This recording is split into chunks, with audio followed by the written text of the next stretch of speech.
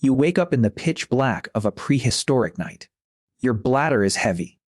The air outside your shelter is freezing. The embers of the central fire are dying down to a dull orange glow. Where do you go? Today, you walk 10 steps down a brightly lit hallway to a gleaming porcelain bowl. You pull a handle. You flush away the evidence in a whirlpool of clean drinking water. You never think about it again.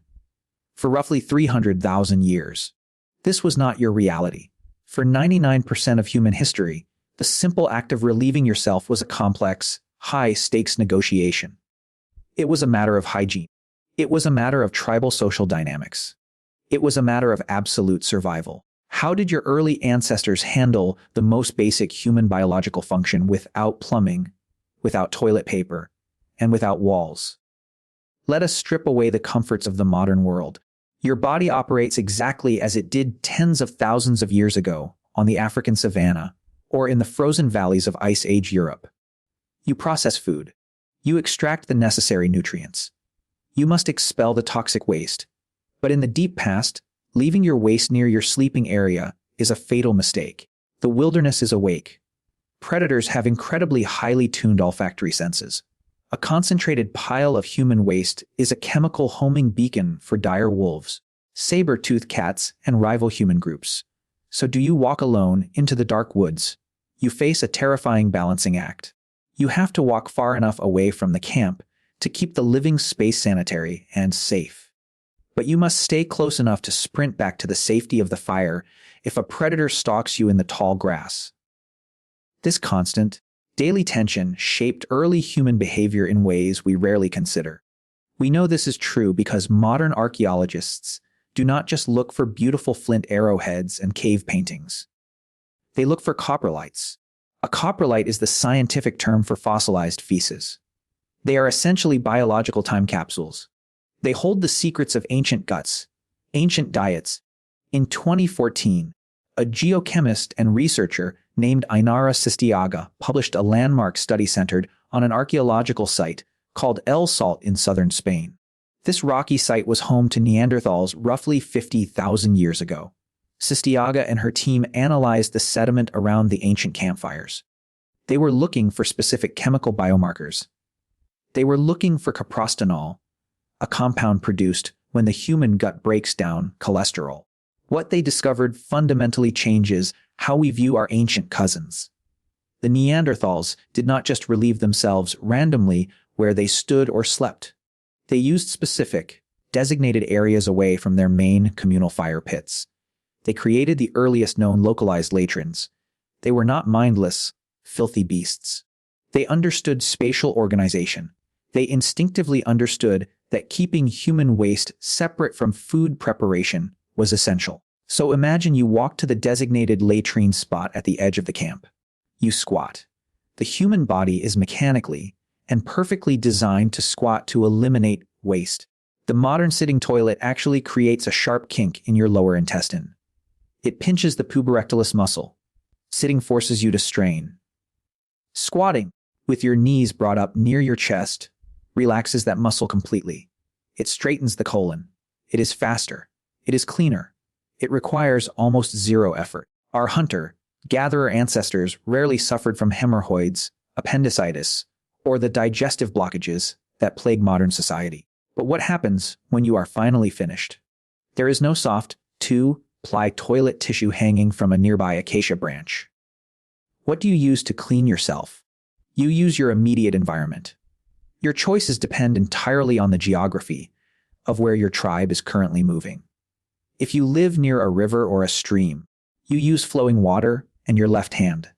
This is a highly effective, hygienic practice still used by billions of people around the world today. If you live in a dense temperate forest, you reach for broad, non-toxic leaves, clumps of soft green moss, or perfectly smooth river stones. In the freezing depths of an ice age winter, a dense handful of fresh snow is a highly effective and numbing solution. If you live in a coastal region, a discarded, smooth clam shell does the job. We actually have physical, tangible evidence of these ancient hygiene tools. Carl Reinhard is a pioneering researcher in the fascinating field of archaeoparasitology. This is the precise study of ancient parasites and diseases found in human waste. Reinhard has spent decades analyzing human coprolites recovered from the dry, preserving cave environments of the American Southwest. Inside these dried, 1,000-year-old specimens, he found much more than just the crushed remnants of ancient seeds and bone fragments. He found the actual tools of personal hygiene. He discovered that ancient indigenous peoples often used a specific type of stiff grass. They bundled the grass together to wipe themselves cleanly. They used what was soft. They used what was abundant. They were remarkably resourceful with the natural world.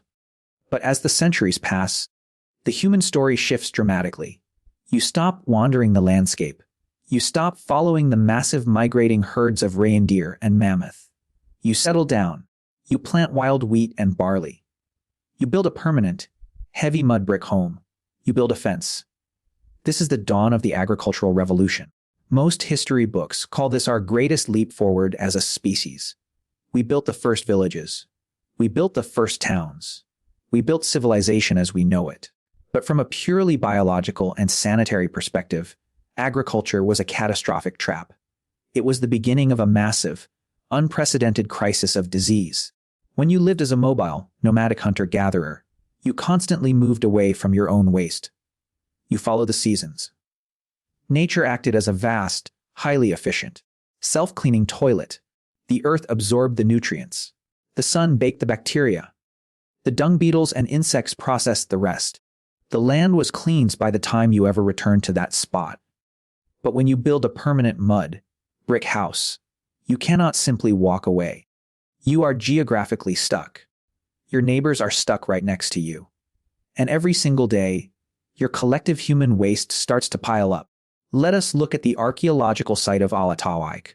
This is a massive, ancient settlement located in modern-day Turkey.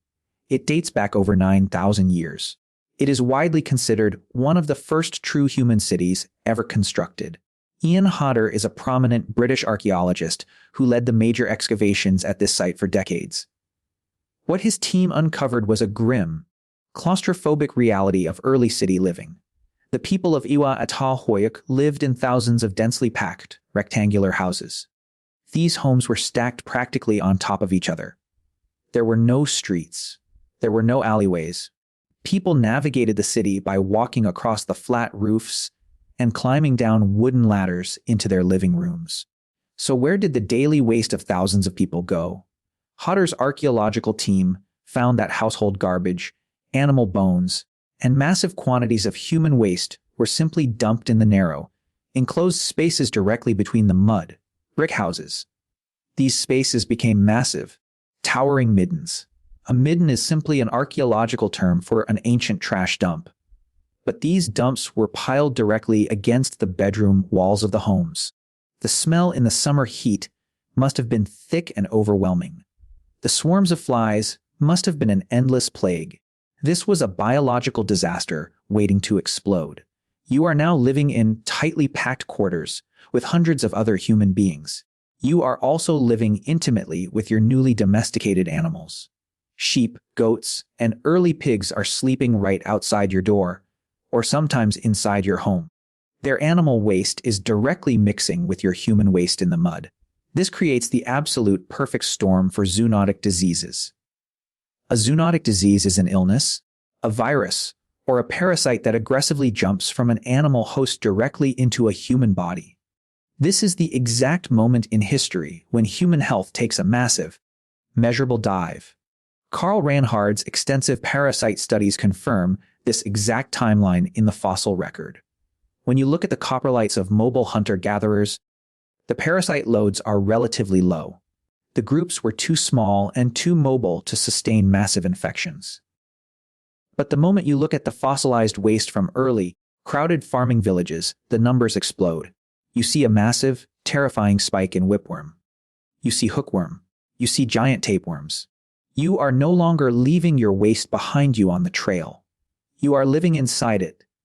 You are walking barefoot through it. You are drinking well water that has been slowly contaminated by it. We look back at early cavemen and assume they were filthy, grimy creatures. We assume that modern plumbing and white porcelain saved us from their primitive, disgusting squalor.